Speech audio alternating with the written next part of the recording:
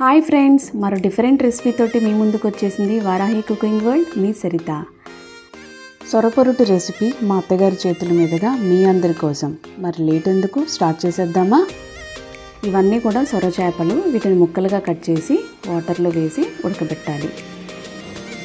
ఉడకబెట్టిన తర్వాత ఆ ఫిష్ పైన ఉన్న స్కిన్ అంతా కూడా వీడియోలో చూపించినట్టుగా తీసేయాలి. ఇది బ్లాక్ స్కిన్గా ఉంటుంది, అదంతా కూడా మనం రిమూవ్ చేసేసుకోవాలి. రిమూవ్ చేసుకున్న వాటిని నీట్గా శుభ్రం చేసుకుని మరొక బౌల్లోకి వేసుకోండి. చూసారు కదా, ఈ విధంగా నీట్గా క్లీన్ చేసుకోవాలండి, లేదంటే బాగోదు, టేస్ట్ అంతా కూడా బాగోదు. ఇవన్నీ కూడా క్లీన్ చేసుకున్న తర్వాత వీటిలో తగినంత ఉప్పు అలాగే కారం వేసుకోవాలి. కొంచెం స్పైసీగా కావాలనుకునే వాళ్ళు ఇంకొక 2 టేబుల్ స్పూన్స్ వేసుకోవచ్చు. అండ్ అలాగే పసుపు, ఇవన్నీ వేసుకుని మనం చేతితోటే మ్యాష్ చేసుకోవాలి. నాకైతే భయం వేసింది, ఎక్కడ ముళ్ళులు గుచ్చుకుంటాయేమో అనేసి. సో అదంతా ఏం ఉండదు, మా అత్తగారే చెప్పారనమాట. నీట్గా ఈ విధంగా మ్యాష్ చేసుకోవాలి, మెత్తగా చేసేసుకోవాలి బాగా.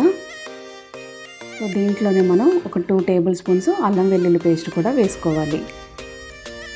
ఇది కూడా బాగా మిక్స్ చేసుకోవాలన్నమాట. మనం ఎంత బాగా మిక్స్ చేసుకుంటే సొరపొరుటు అనేది అంత బాగుంటుంది. సో ఎందుకంటే ఇది మెత్తగా ఉంటుంది కాబట్టి తొందరగా కలవదు. సో అందుకని ఈ విధంగా చేయాలి.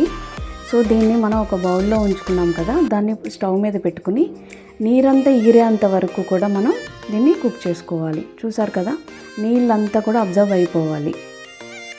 ఈ విధంగా మనం చేసుకోవాలి. ఇది స్ప్రింగ్ ఆనియన్స్ అండి. ఇది మనకి సిటీలో కన్నా ఎక్కువగా పల్లెటూరులో బాగా దొరుకుతుంది. కర్రీకి సరిపడగా ఆనియన్స్ను స్ప్రింగ్ ఆనియన్స్ 2 కూడా సన్నగా కట్ చేసుకుని ఆయిల్లో ఫ్రై చేసుకోవాలి.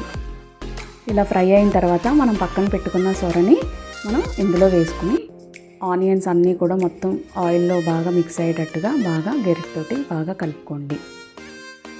ఇది మనం సిమ్లో కానీ లేదంటే లైట్ మీడియం ఫ్లేమ్లో కానీ పెట్టుకుని మనం కుక్ చేసుకోవాలండి. ఇది హైలో పెడితే ఏంటంటే వెంటనే మనకి మాడిపోతుంది, గిన్నెంతా కూడా అడుగున మాడిపోతుంది. సో ఈ విధంగా బాగా మిక్స్ చేసుకుని మూత పెట్టుకుని చక్కగా సిమ్లో అయితే కుక్ చేసుకున్నాం మేమైతే. మీరు కూడా అలాగే చేయండి, ఇదే బెటర్ అనమాట. ఈ విధంగా గోల్డెన్ బ్రౌన్ కలర్ వచ్చేంత వరకు కూడా నీట్గా మనం ఫ్రై చేసుకోవాలి. పచ్చివాసన అంతా కూడా పోతుంది. ఇది కనుక వేడి వేడి అన్నంలో సొరపొరుటు వేసుకుంటే కనుక చాలా బాగుంటుంది. ఇది 1 వీక్ దాకా స్టోర్ చేసుకోవచ్చు.